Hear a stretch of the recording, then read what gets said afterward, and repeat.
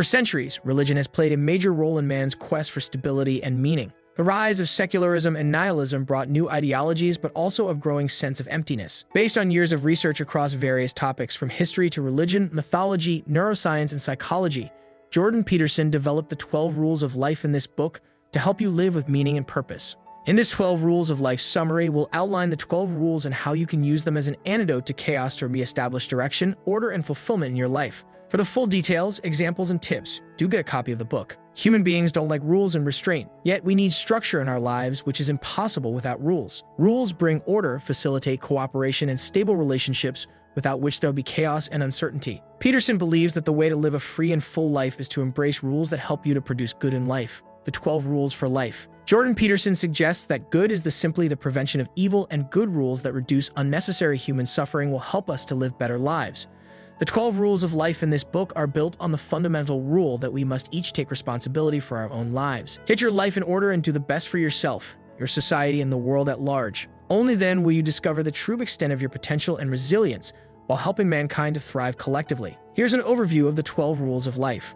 Rule 1. Fix your posture. All animals, including humans, are governed by dominance hierarchies and involuntary biochemical responses. Lobsters, for example, battle for dominance. During a confrontation, two lobsters size each other up using their body/claw sizes and chemical secretions, which signal their health, strength, and mood. Dominant lobsters have higher serotonin levels, project greater confidence, better posture, and can fight longer.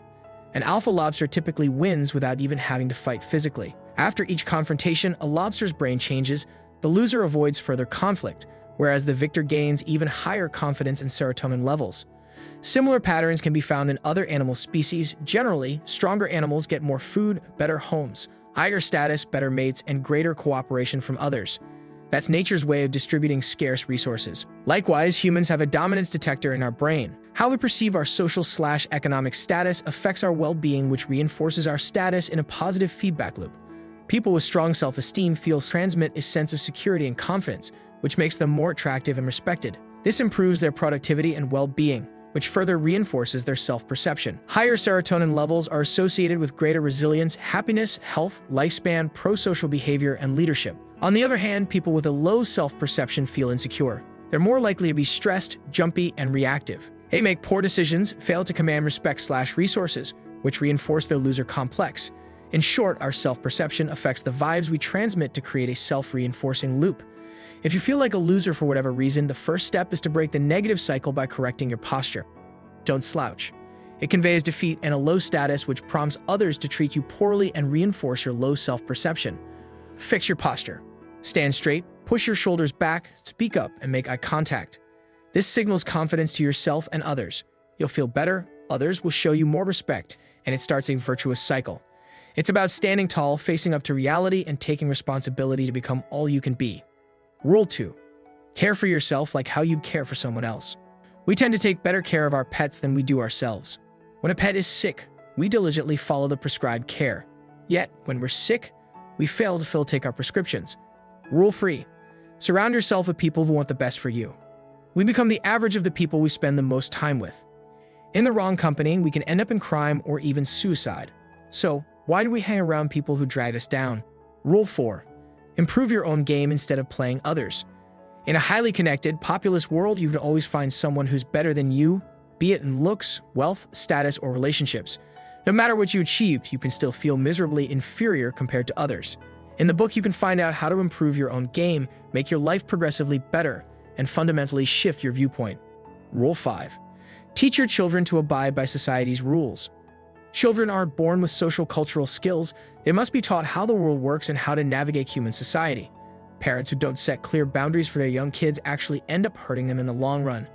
Find out why how from our complete 12 Rules of Life summary and learn the 5 principles to help your kids become well-liked. Rule 6. Get your own house in order before criticizing others. Setbacks and suffering are inevitable in life. Some people respond with denial, helplessness, anger, or even acts of vengeance, for example, genocide. Yet others are positively transformed by adversity. They make peace with what happened and devote themselves to making a positive difference. Which type are you? Read more on why and how to get your own house in order first from the book. Rule 7. Focus on a higher purpose, not instant gratification. We can use suffering as an excuse to live carelessly in the moment, or we can do something meaningful to minimize the suffering. Rule 8. Find your personal truth and live it. All of us are guilty of lying to ourselves and others. In the book, you'll learn why we lie, how we get stuck in a life lie, and what it means to find and live your personal truth. Rule 9. Learn to be a good listener. People need a listening ear. As a good listener, you can learn while helping others to solve problems.